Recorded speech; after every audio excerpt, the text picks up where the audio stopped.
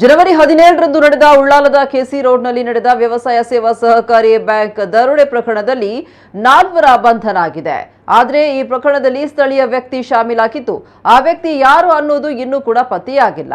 ದರೋಡೆ ನಡೆದ 3 ದಿನದಲ್ಲಿ ತಮಿಳುನಾಡಿನಲ್ಲಿ ಆರೋಪಿಗಳನ್ನು ಪತ್ತೆ ಹಚ್ಚಿದ ಪೊಲೀಸರು ಪ್ರಮುಖ ಆರೋಪಿ ಮುರುಗಂಡಿ ಯಶೋವ ರಾಜೇಂದ್ರನ್, ಕಣ್ಣನ್ ಮಣಿ ಹಾಗೂ ಚಿನ್ನ ಬಚ್ಚಿಟ್ಟಿದ್ದ ಮುರುಗಂಡಿ ತಂದೆ ಷಣ್ಮುಗಂ ಸುಂದರಂ ಎಂಬ 4ರನ್ನ ಬಂಧಿಸಿದ್ರು. ದರೋಡೆಯಲ್ಲಿ ನೇರವಾಗಿ 5 ಭಾಗಿಯಾಗಿದ್ದು, ಅವರಲ್ಲಿ 3 ಬಂಧನ ಆಗಿದೆ. ಇನ್ನಿಬ್ಬರು ಹಾಗೂ ದರೋಡೆಯ ಮಾಹಿತಿ ನೀಡಿದ ಸ್ಥಳೀಯ ವ್ಯಕ್ತಿ ಯಾರು ಎನ್ನುವುದು ಇನ್ನೂ ಕೂಡ ಪತ್ತೆಯಾಗಿಲ್ಲ.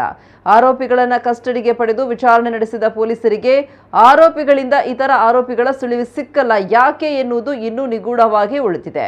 ಸಾರ್ವಜನಿಕವಾಗಿ ಈ ವಿಚಾರ ಸಾಕಷ್ಟು ಚರ್ಚೆಗೆ ಕಾರಣವಾಗಿದ್ದು, ಮುರುಗಂಡಿ ಹೇಳಿದ ಸ್ಥಳೀಯ ವ್ಯಕ್ತಿ ಶಶಿ ತೇವರ್ ಯಾರು ಎಂಬ ಪ್ರಶ್ನೆಗೆ ಇನ್ನೂ ಕೂಡ ಉತ್ತರ ಸಿಕ್ಕಿಲ್ಲ. ಸದ್ಯ ಈ ಪ್ರಕರಣದ ತನಿಖೆಯ ಬಗ್ಗೆ ಯಾವುದೇ ಬೆಳವಣಿಗೆ ಇಲ್ಲವಾಗಿದ್ದು, ಉಳ್ಳಾಲದ ಠಾಣಾಧಿಕಾರಿ ಕೂಡ ಕೆಲ ದಿನಗಳಿಂದ ರಜೆಯಲ್ಲಿ ಇದ್ದಾರೆ ಅಂತ ಹೇಳಲಾಗಿದೆ.